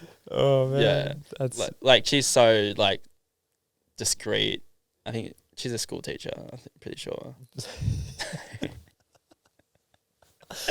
Oh, so good. And you said your family seen this. Yeah. Well, they were the ones that told me to get my dick out. Like, because I made all that money in this first month, and then like, get your dick out, like, make more. Make bank. And I was like, okay. I'd go because I'm so close to my cousins, like they're like my siblings and my auntie, and I'd be like, oh my god, guys, I had $0 in my bank account, and I was like, oh my god, I got $11,000 in my bank account now. Oh my god, and I come back next week, it's 14,000. Guys, next week, 17,000, and I just kept going up and up and up and up, and I was like, fuck, I'm so addicted to this. Yeah, it's a good feeling, man. Yeah. Especially when you said like you just doing putting out stuff that you would do anyway. Literally. By that point, I was like getting the dick out. That wholesome's gone out the window. Yeah. How do you find it though with that? Because the amount of people that would just be like, I want more, I want more, I want more, and like that must get draining at times. Yeah. Oh my god. I'm getting a phone call. I did put my phone on. It was. Sorry, can you repeat the question? It's distracting. When people just want more, like when people obviously on OnlyFans, they're like, hey, like, get your top off. Hey, I want to see this. Hey, can you do this? Like, it's just always more. And, and everyone, once you do that, they're like, well, how far can we take this kind of thing? Does that get tiring? Yeah, and it's very tight. It's very hard for me to do it now. Like, I have someone helping me now coming on board to do all, like, I obviously take the content, but to do all the scheduling of the post and like helping me with the messages, because it's really mentally just draining having to reply to them. And in the past I've had teams that do it, but it's not authentic to me. And I did have an agency, a talent agency that I managed other OnlyFans creators that's now doing a whole rebrand into something else. Yeah. How was that, doing the management? I had people working for me, so I didn't do too much. I'd do just a lot of the marketing. Yeah. Because that's what I was good at, and teach people how to advertise on TikTok and on their socials, and have, you know, genuine people subscribe, rather than doing, a lot of people do like live cams on, like, it literally looks like the black market. Really? It is, like, literally looks like the most sketchiest thing. They do that, and then people subscribe from them, but they'll drop off really fast because they don't stay attached. Yeah, there's no connection there. So I'd teach people how to do that, like that stuff, and do a lot of like campaigns and video shoots and stuff like I did with my sex tape. Yeah, I think that's the biggest thing, like you said there. Like it's like pornography, but it's wrapped in connection, because that's the thing people want. Yeah, it's like you can go watch porn for free on the internet. Yeah. It's like you want the connection with someone you feel like you might actually one day meet and know and see. Yeah, which is a scary thing in itself. Like, to think, you know, I know people that have had other people doing their DMs for them on OnlyFans, saying like all these things, like we'd be together one day, all of this stuff, and then this person had spent over $100,000 on this one girl, and found out that it wasn't her that he was talking to, and he found where she lived, and was telling her he was gonna kill her. Yeah, like. Fuck. It can get really scary. Man. Yeah. It can get really scary because you put yourself in that vulnerable position to... People want to act like they're in a relationship with you on there. That's the whole point of it, Yeah. It's trying to maintain a heap of different relationships, and then people... It's like, well, you're showing me you, like, you like, I'm paying for all of this. Then it's like, well, if I actually saw you in person, be like, hey, I'm going to give you money for something. And then like, no, but you're like, oh, but I give you money for this. And like, then that's that weird transaction of like what you think is okay. Yeah, it gets like... It gets very blurry. Freaky. And you're like, you're still a fan. Like, I'm not, there's no personal relationship here. Yeah, it's a fan. It's not. Yeah. But then all of the fans feel like it's more. Yeah, exactly. That's why they're there. Exactly. That's why they're attached. Exactly. So that's why I don't really do it anymore. Because where do you see it going? Hey, like I would always find it hard to date someone with an OnlyFans. And like you said, you want to build like that connection. Yeah. And I guess that's the thing. It's like this, obviously there's people out there that are obviously feel how they feel, but just from my personal experience, like I wouldn't, like you said before, in a three-way, you don't want to share your person. Yeah. And I guess having an OnlyFans and putting stuff out there, that's them sharing themselves. Yeah. And then the intimacy that you two would have gets diluted massively. by having that. So I guess that's one of the things, like you said, you like your values, like one of the massive one would be connection. So then I guess if you're putting yourself out there like that, that's probably not going to attract a person that has also the same value as connection. It's like going against it in a way. 100%. It's a hard one because it's not a personal connection, and it's not it's not someone. But they believe it's personal. They do. And I think it comes just from misunderstanding it. Yeah, but that's what I mean. They'll come across and they'll be like, I love you. I'm so this and blah blah blah. And then you're like, yeah, like thanks. Yeah. But like, so you don't feel that. But having that come at you, I just feel would change how then you actually have a person in real life coming at you and like, I love you. I'm like, well, you're the 5th person to say it. They love me today. So you know what I mean? It doesn't feel quite the same. It doesn't hit like it used to. Yeah, I guess it depends on the security you have in the partner. Like for me, like I don't care enough about it to keep it if it affected the relationship I was with, or I was in. But it's really good money. Yeah, it's like I see a lot of people that get in relationships and their partner manages their accounts. So I guess then you're kind of both in it. That's what I'm saying. If you're both in it, I feel like then that's a different thing again. Yeah. But again, it's like, fuck, you don't know what it's like until you kind of go into it. And some people can manage it, some people probably can't. I was seeing someone and they couldn't understand because I am like the biggest cock block tease. Like I will stay at someone's house for weeks and weeks. Like obviously not at one time, but like I'll stay like weekend after weekend after weekend and not do anything. Like just being in the company. And then I was doing that and someone couldn't understand how I had OnlyFans and I was posting this stuff, but then I wouldn't have sex with them. Yeah. And I was like, because it's different. Like these people are paying for that, but they're not getting it. Yeah. And they will never get it. But and this person's not paying it. Yeah. Not getting it. Yeah, not getting it. You'll get it one day if you try hard enough. But I don't know. Like I guess like opening up yourself up to that stuff is I guess that's a perception people have of you. Like if you hear, oh, she's an OnlyFans girl, straight away you're like, oh, she'd probably be like very sexual and I think that everyone thinks that because you do OnlyFans, you're fucking everyone. You're like very sexually active, and I'm like, fuck. I've had sex in 8 months. It's like I'm not sexually active at all. Just waiting for the number 2, the second video. just go a year and then just on the day. I know it's coming up to 2 years since it's released. Really? Yeah. Because 14th of December it was. So released. You were 19 when this happened. Yeah. 19. It's just the wild series of events. Like to go from that to that is crazy.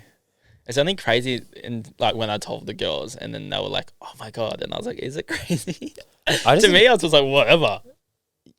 Yeah, it just seems, I don't know. I felt like losing my virginity was like just a very standard procedure thing, and then I started seeing that girl for like a fair while afterwards. So I guess my second time was like still much of the muchness kind of thing. Always love asking people, would you ever like release a sex tape? I thought about like,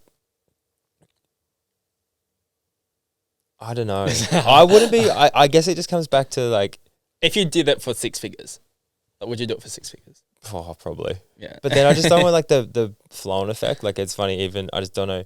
I don't know. It really depends on, I don't know, the circumstance, the person, the why you're doing it. But like you said, people forget about stuff pretty quickly. So quick. But I just always because I would always like do coaching and stuff and be like try and be like somewhat of like a role model in a certain space, and I just don't know if that would change the perception of that and make it harder to do certain things 100%. That I'd want to do. Like it would like you get, oh, I swear I've got this money, but then it might change something. Yeah. And I've just never wanted to like weigh up those options and I'd be very careful with how I did and marketed my OnlyFans, because if I would like to work with other brands. Yeah.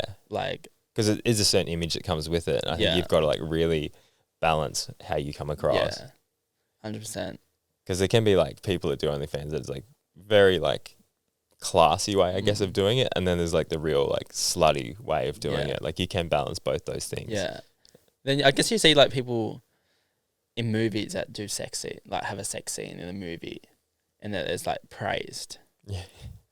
And I think that's where I tried to go, like, trying to make mine look so much like a scene. Yeah. Like an actual, oh my God, getting like indigestion. Like an actual scene of a movie or a music video. Yeah. So it didn't have that perception. Mm. And I think I did very well at doing that. But I guess once you get that idea locked into people's heads and that's your image, you can kind of like just sail on with it. Yeah. Whereas like when you're trying to get that image, it's like you can either get it or you don't. And you can't change how people are going to perceive it. Yeah. Unless they buy it and watch it. Yeah, exactly.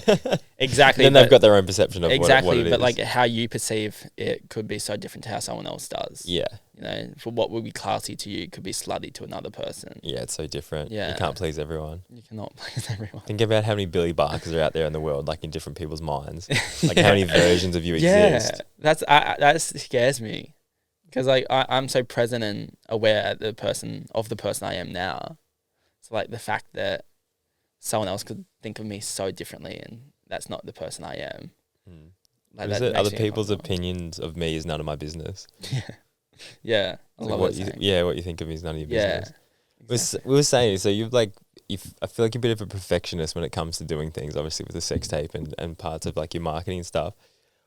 What's the best date you could take someone on? What's your like ideal best date? I feel like you'd try and nail this down to the T. The best date?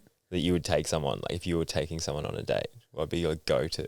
It would be something that has, you know, the balance of being able to connect with someone and get to know someone beyond service level while doing something else and not being awkward. Like, do not take me on a dinner date.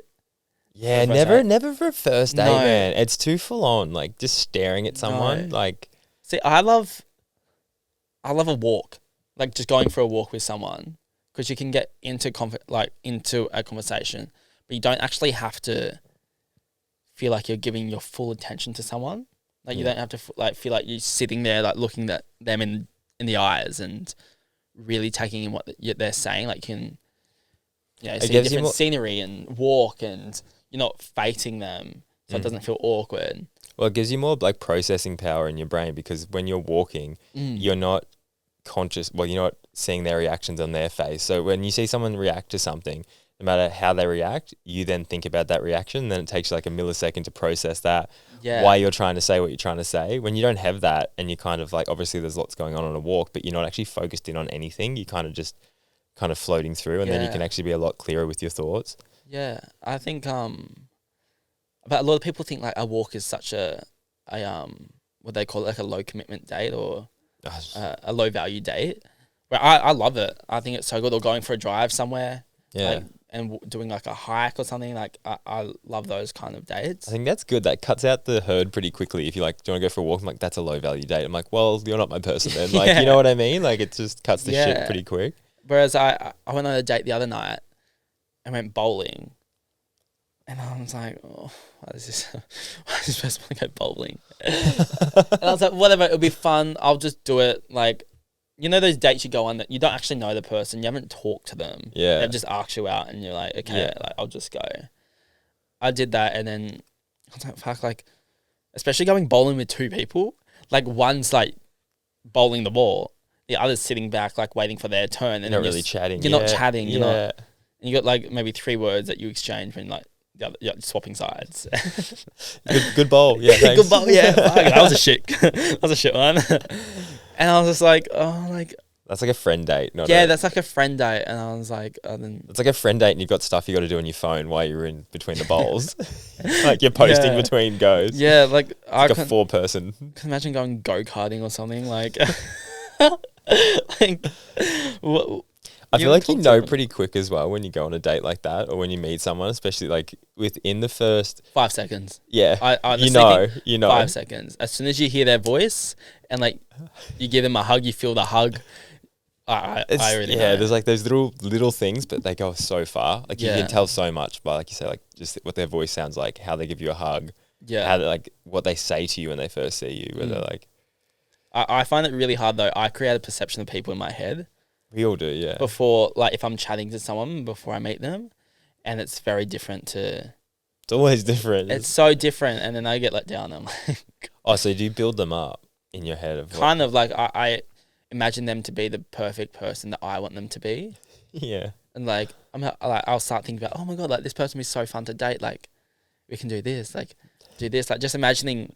It's so toxic, like imagining life, I guess. With do you ever? Yeah, I was gonna say, do you ever do that? Not even someone you're going on a date No. with. Like you just go through and you see someone, you're like, oh, I could see a really fun life with them, and then you just like next, like keep scrolling. Like you know what I mean? Thinking about the wedding.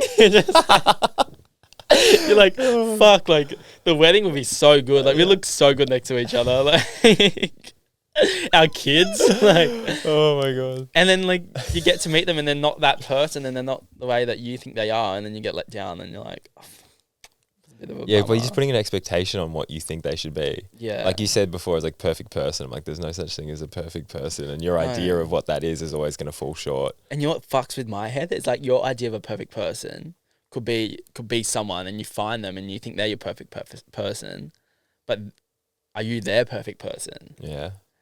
And like, wow.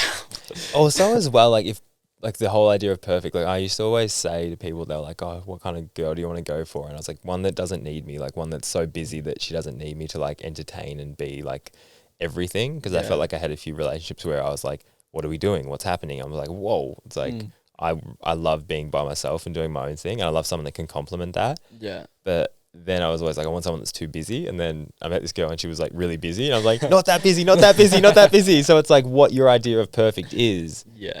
It's like you get it and then you're like, okay, maybe that's not. So it's like you have to work at things to make it your idea of perfect. But it's like it's never just going to fall into your lap. No, never. How old are you? 29. 29. I feel like it'd be really a lot easier being older and like seeing that, because I find like people's careers admirable, and like I find that attractive. And like if they're busy doing, working on a career or something, I'm like, fuck, like that's hot. I love that as well, yeah. And at my age, I'm 21. I'm like, people are still in uni, like they're still doing like nothing. Yeah. Whereas like I compare it to what I want to do with my life, and I'm like, fuck, like I'm started dating people that are like 27, and then usually the people that are older and they just got more problems.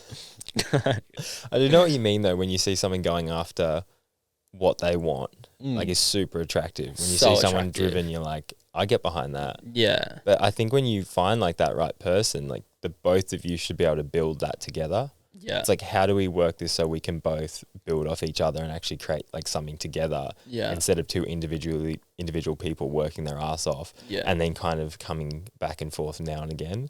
But being like, this doesn't work because I'm too busy, and that doesn't work because I'm too busy. I'm like, if we actually work together, we'd have way more time, way more money, and be happier. So it's just like trying to combine that. Just trying to find that right person though. Yeah. It'd be hard. Man.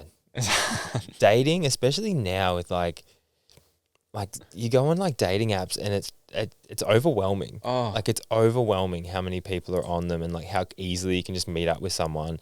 And like sometimes you reply to someone, they don't reply. Other times you don't reply to people. It's like this like slot machine of just different people that pop up, and like now and again you're like, okay, I'll go on that. And like you said, pretty quickly, and it's like very just like no one builds a real connection because they're like, oh, there could be something better. It's like there's something better option that always feels like it's out there. 100%. I struggle with that. I always, if I'm talking to someone, I'm like, okay, but they're not everything that I want. I'm going to find better.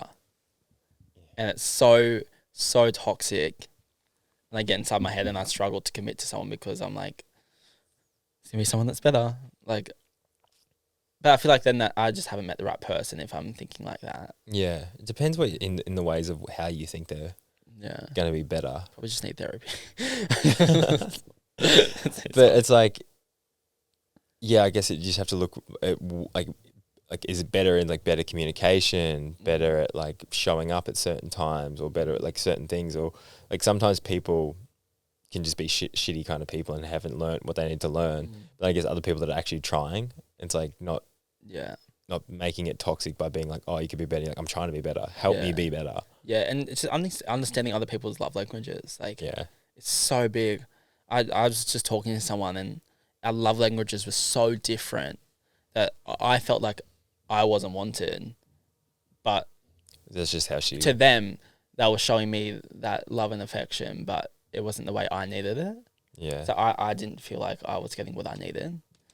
And I was like, this is so mind-fucking because I'm telling you what I need and how I need it displayed to me, but you're not doing that. So then I feel like you don't want it. I'm just going to walk away. And that's the thing. But walk away with no hard feelings. Like, Yeah. this isn't compatible. Yeah. Like, that's the... I can't do the no hard feelings. Really? No. I'm you like... hold on? Yeah. I try to, like, do it under my own terms. And if it doesn't get done under my own terms, I feel like something's been forced on me. I'm like, fuck you. Really? True. Yeah. I would look at you as being like really connected with even people you might not be with anymore and just have like something there, but you just kind of... No, I'm trying to, like, I'm working on it. I'm trying to let it just be civil. Yeah. But I just It's get like a... It's a nice done. It's a nice feeling when you can be friends with your ex. I can be friends with my ex. I'm still friends with like some of my exes, and Yeah. But you're saying just other... But it's been when I felt like that relationship's done. If I feel like the relationship's not done on my end. Oh, yeah. That's when I'm like, I have hard feelings. I can't hold on to this, yeah. Yeah, that's where I'm like, okay, I don't really want you in my life. How crazy that it's like when you're still annoyed at someone, it's like because you love them so deeply. Yeah. They still, like, it's like people need to understand that the levels of emotion, it's a spectrum. Like, if you can love really deeply, you can also feel very, like, high levels of sadness. Yeah. And it's like, is that good or bad? It's like, I think you just feel both for what they are. I don't know. The feeling is just so disgusting. Like, it makes you just feel... Yeah. Like when you get that initial text of like, I just don't think that we're meant to be together, or, you know, it's happened so many times. You know, obviously, it's just part of life. But you get that like heart sink feeling. You're like, fuck. Yeah. Like this just one hurts a little bit more than the last. And do you feel like you get that often, especially being in your situation of being like so open? Do you feel like you'd... I guess I'm just thinking more just in the fact that you have the options of like girls and guys, whether you'd feel that more, especially with guys would probably be more on the uncertain.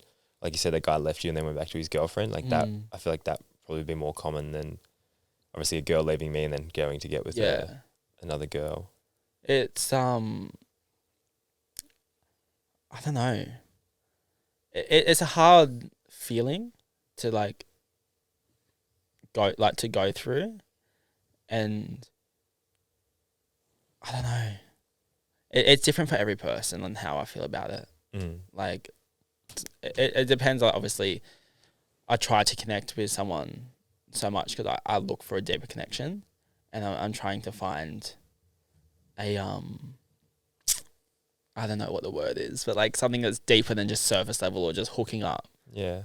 And do you think you set such a high level in a woman you want to be connected with because like you see a lot of that in somewhat filling the void that your mum's left? 100. I did a video about that not long ago about, you know, before my mum had passed away, I had a massive avoidment from my dad that, you know, I'd never had a father figure or someone that felt like looked after me.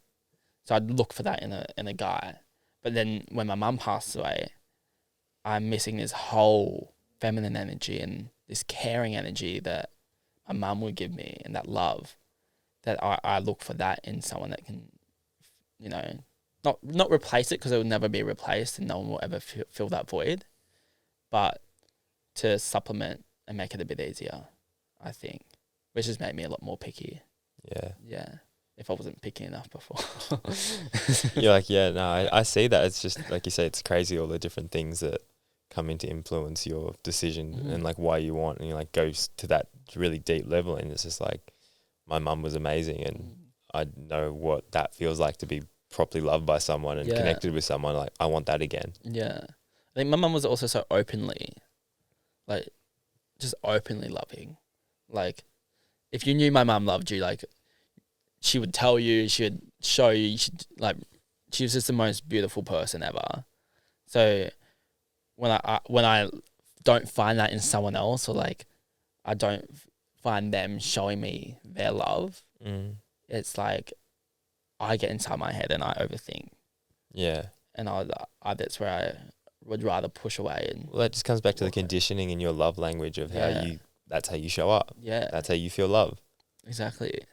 It's so like whack to think about, like when you go deep into it, like all the different things that go into finding a person and like finding love. It's whack. What does love look like for you?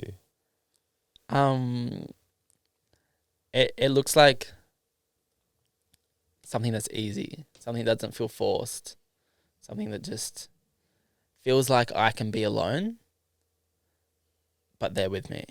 You know, it doesn't feel like I need my own time. Doesn't like, Yeah. just sit in the room in silence and it's not awkward, or to have children, to have a wedding. Like that's all the thing I think everyone wants, and I want those things, but I've always said that I want someone that's going to kind of, I don't know how to word it, but I'm the reason that they found a new way to live. Not because of me, but like I just showed them, life can be so amazing and so beautiful and so adventurous, and there's so many great things to life that they have realized from just being together, that, being single can be fun, being together can be fun, and it doesn't need to be a sad thing, or going through these hardships can be so beautiful as well. That that's what I look for in a person, that's can show me that, and I can feel that as well, and like they can show me that as well. I like that. It's like you can be free with someone. Yeah. Because I think a lot of the time, and I used to see this a lot, is like I looked at having a girlfriend as being like restrictive. It's like, oh, I've got a girlfriend, I can't go and do this, and I can't go and do that. It's like, you find the right person, you can do whatever you want. Literally. Like I don't want things to change in my life. I just want it to be complemented. Yeah. Like I want someone just to fit in, I don't want to have to change my whole life for someone because I'm dating someone that can't fit into it. Yeah. Yeah. You want to both be busy. Yeah. Like literally. Yeah. And I guess I'm just thinking like with that as well, because you said like you want family, you want kids and all that. Is that always kind of made it harder? Because obviously if you were dating a guy, that kind of, you're not going to have kids with that guy. So it's like, does that come in and play a factor in like a long-term relationship with a guy over a girl? Yes, 100%. It shouldn't, because at the end of the day, if I wanted kids with a guy, I can make it happen. Yeah. It might be a bit more expensive, but who's to say I won't fall in love with a girl that can't have children, or you never know. So it shouldn't influence my decision, but it definitely does. Like It's just hard, man, because it's like, it's what you want. Yeah. You want that, and it's like, you can still get it, but it's just not the same as, I guess, that way of being. So yeah. Yeah. You're only human. Exactly. And I think, it's two very different types of relationships that I would be looking for from a man and a woman. So I think it would just depend on where I would be at in life. But I don't think it should influence what I decide or who I decide to be with. But there's always that voice in your head. It's still there, yeah. You can't get rid of it. Yeah. It's a hard one. Yeah, I can see the wheels are turning over. Hey, I know. It's like you really got to think about it, because there are things that you try and ignore in your head. But then... What is something that you're ignoring at the moment? Something that you should deal with or go into, but you're like actively ignoring it? Fuck, that's such a hard one. There's probably so much. Even just probably my mum passing away. Like, I should probably acknowledge that a lot more than what I do. But it's easy to forget. Or distract, yeah. Yeah. Especially when my life is so busy. It's so chaotic. And I'm never doing the same thing. And I think I get addicted to the chaos.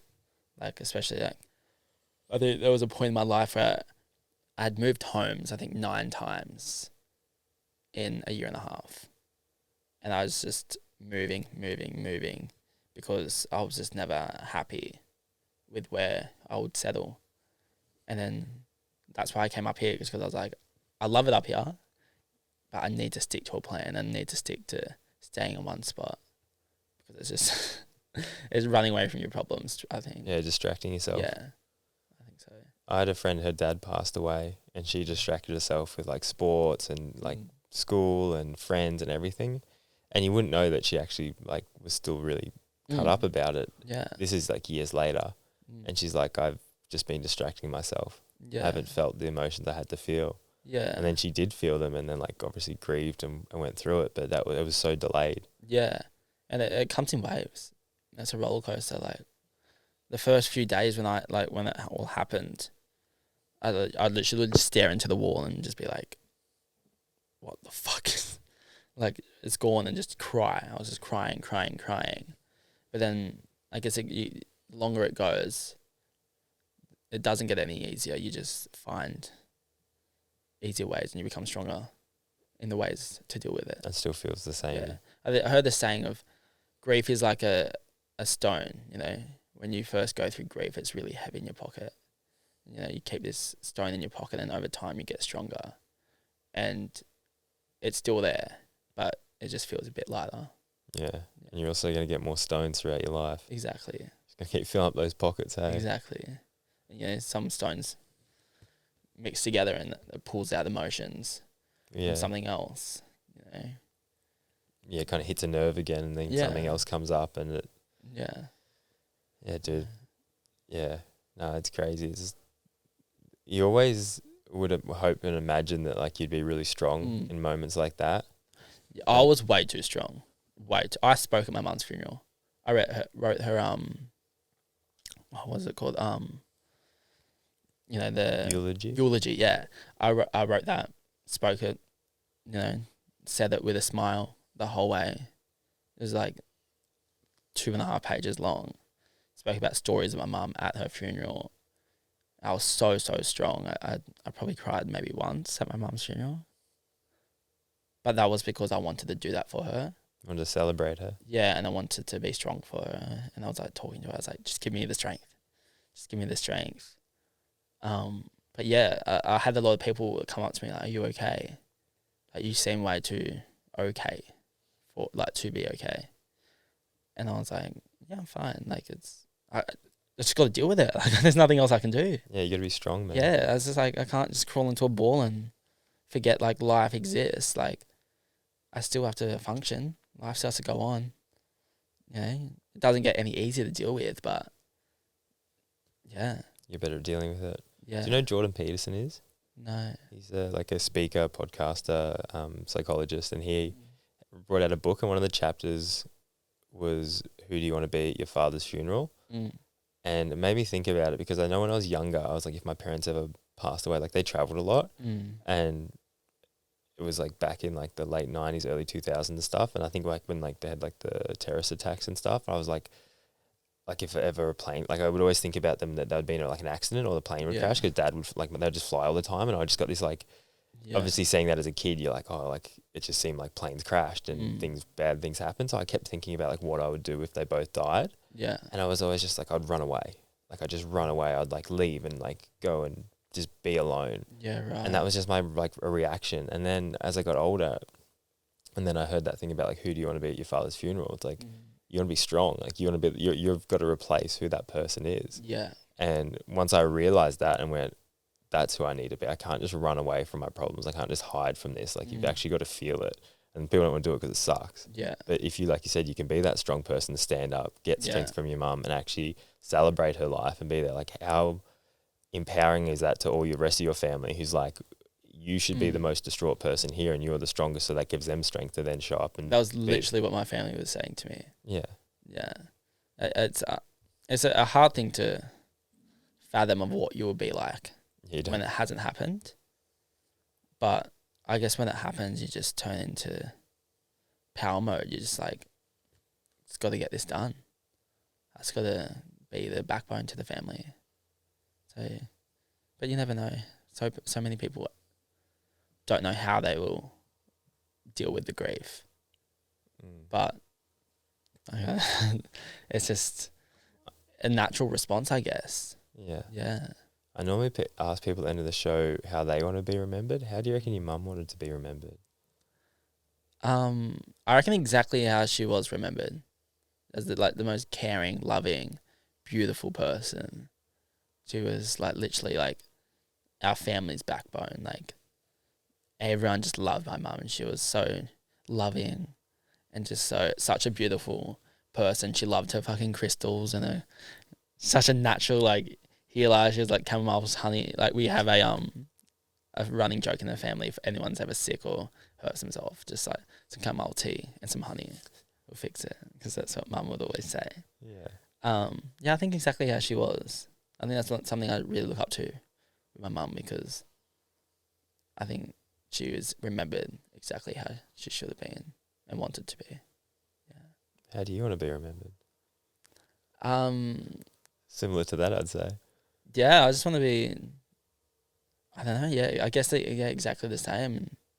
Remember for the good things that I've like helped people through. Yeah.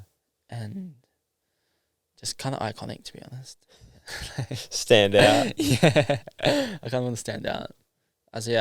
I always wonder when mums, because there was 400 people at mum's funeral, which is like from a small town. It was like, whoa. A lot of people. A lot of people. I'm like, I wonder how many people turn up for my funeral. I fucking hope it's a fucking stadium. I really do. Make a show of it. Yeah, like I want a legacy. I really do. Mm. And I want to make a difference in the world. So, you know what I want to do at my funeral? Get everyone that they've got to dress as their version of who they saw me. How fun would that be? Oh my god, my family would like. You would have people just going to town, man. Literally. You know the girl from the Cali Beach Club? She's gonna come in there. Yeah. She'd be like, I know the one. I've got the one. That one Chopin outfit. Yeah. Iconic. No, I think I want everyone to. I have already planned my funeral, because like going through planning someone else's funeral, it's like, God, you don't even know what they really want. Like we knew like a brief description of what mum wanted, but I told all my family exactly what I wanted. Like I want everyone wearing white. I want there to be doves at my funeral. I want there to be like white and green flowers everywhere, and I want it to all be bright. And I want a white coffin, and Kanye's gonna be there. Yeah. Kanye's playing. Literally, like I want it to like there be the bird noises in the background, and I want to make my own video before I die, and like have it just add to it throughout my life to play at my own funeral. Yeah, I've always thought that would be a cool thing to have like a video played and be like, hey guys, like have stuff pre-recorded. Yeah, because for my mum's, I did a video for my mum, and I got everyone's voicemails that she'd sent to them, and I added them into like the start of the thing. So it was like, that's really beautiful. It was like she was saying hi to everyone, and it had her saying my auntie's names, my cousin's names, my name, and like it went throughout the whole video. And you've been tugging at the heartstrings. Yeah, I was really tugging at the heartstrings. No, that's really cool though. Yeah, to add that in. Yeah, I just got my manager and one of my friends got me a Build-A-Bear, and they just sent it to me yesterday, and then they said press the little voice thing, and it's a voice recording of my mum, like saying just she was checking up on me and that she loves me. I was like, oh my god, guys, pulling at the heartstrings here. Yeah. But yeah, I love those sentimental shit. Yeah. Yeah. And if it's done well like that. Yeah. So imagine my own one, like of me making, and I can actually talk to actual people and say what I want. Yeah. Yeah. And then have to delete things later because like, fuck you, fuck me over. Delete that. Imagine how much that would trip people out. Like if they didn't know why you were doing it. Yeah. And just comes to your funeral and you're like, hey guys, pre-recorded this, I'm dead. Like you'd want everyone to laugh. Yeah. Like you'd want everyone to laugh and just enjoy that they got to spend a little bit of their time with you throughout their life. Literally. And they're just like, I think that's the thing. I noticed something you do. It's like you see things and it's like, how can this be done better? And it's like in life, there's all these little things that everyone just kind of half-ass. And it's just like that stuff hangs around. That stuff's meaningful. That stuff has value to it. It's like put energy into that stuff because it's actually powerful. And you might think it's like, oh, what's the point? Like, what's the point of anything when you break it all down? It's like if it makes you feel a certain way, if you feel like a better person for doing it and make other people feel good, that's probably the thing you should do. Literally. And I see you do that a lot. And it's just like, Thank you. it's a nice trait to see in someone Thank that's you. just like, I just want to make things better Yeah. for the sake of making them feel better. Yeah. Yeah. I love that. That's such a nice compliment. Yeah, all good, It's on man. par with the other one. I'm going to ask you, bro, what are you most excited about in life right now? In life? Yeah. Well, I'm starting a new journey at the moment. It's like a nice transition of it's so random, but DJing. Oh, I actually saw the video you put up. Yeah. But it's just been crazy, the response and like that I've got from it. I haven't even started. I start training on the 21st. Bro, there's decks outside if you want to have a quick session. I don't even know how to press the play right now. But have you heard of the Your Shot competition? No, I haven't, no. They pretty much, they train you for 6 weeks and then you do a big competition after. Yeah. But I'm doing, I actually can't say this, but I'm doing a festival kind of thing in November that's international. And they asked me to DJ and I was like, fuck, I don't know how to DJ. And I'm really excited to actually like start making music because music has been such a big part of my life. But I was never a good singer. You're pretty good with like rhythm and beat and everything. Yeah, I was a dancer growing up. So you get that. yeah. I loved it and I used to mash up songs. Like, Bro, I've literally got a deck dance. outside. We can. But I've never been on a deck. We gotta start somewhere. We gotta start somewhere. Let's try. But I'm actually hopeless, but do you know Lockie Davis? Lockie Davis? Yeah, he's been DJ. He started DJing under the name Loch Ness. He's funny. We did went to the show at Mo's Desert Club. Yeah. And it was his first like proper gig. Yeah. And he got so pumped, man. Got his shirt off. He's going to town. He's in the zone, and he stands up on the table to like just like start getting like hype. Goes through the table. The decks go through the table, and everyone's just like, "Are you kidding me, man? Like, are you fucking with me?" And he just like his face. I was literally standing right in front of him. He just like goes white, and then they're trying to like put the decks back up. They're trying to like screw in something to hold the table up. This is like 80, 90 people there. And like the decks start just like looping, and then it's like, rah, rah, rah, rah, rah, and then he's just like got to cut them because I thought they were broken. So I'm like, he's just fucked the whole DJ set. Like, that's so iconic though for his face. I know, it's great, man. He like posted TikToks. There's the thing, it's like if it fucks up, it doesn't really fuck up. Like any publicity is good publicity. Literally. It works well, but Good story. oh man, just to see it in his first gig, it was just like, you know, out of a movie when just someone does that. It was like, it was so Yeah. But yeah, he's he can give you some lessons. Literally, I need all the ones I can get. Yeah, we'll get you there. Yeah. I was just really excited for it because I feel like after this, it'll be just a new career that I can go down and something I can put my energy into. Yeah. Yeah. Do you feel like you do stuff, get what you need out of it, and then stop because you kind of like, there's like, you know, when people get sucked into, like, just say you started DJing and then everyone's like, oh, he's a DJ now. Yeah. And then after doing it for a couple of years, you're like, okay, like I want to be a sailor. I want to do whatever, like it may be. But then everyone like labels you and locks you into, oh, well, you do DJing, so now you're a DJ. And it comes back to that thing where everyone like tries to put you in these boxes. And as soon as you step out, it confuses people and they don't know like how to deal with it. 100%. I could never imagine my life doing the same thing. It get boring. Boring. So fucking boring. Yeah. Like that. I'm probably gonna have fucking 1,500 different career changes in my life. That's perfect though. Like there's nothing wrong with that. Actually, there was a point in time I was gonna go. So I was choosing between dance school and doing my diploma in elite performance and doing social media, and I chose social media. But I was actually gonna go back to go train so I could do like stripping. Dude, I thought about being a stripper when I moved to the Gold Coast, hey? Because I was like, it's going to motivate me to train. Yeah. I'll network with people. I'll be going out and I won't be drinking because I don't want to drink that much. There's like all these things. I had a friend that was a stripper and she's like, just do it. It'd be fun. You make money. You feel confident. You put this alter ego on. And I thought about it. I looked into like where it was. It was mainly up in Brisbane though. Like there's some like sketchy ones around here. And I was like, oh, I don't know if I want to be like. I think I'd just love to do private shows and like dance parties. Do you know the Channing Tatum lookalike that's in Australia? No. There's a guy that he's on the Magic Mike.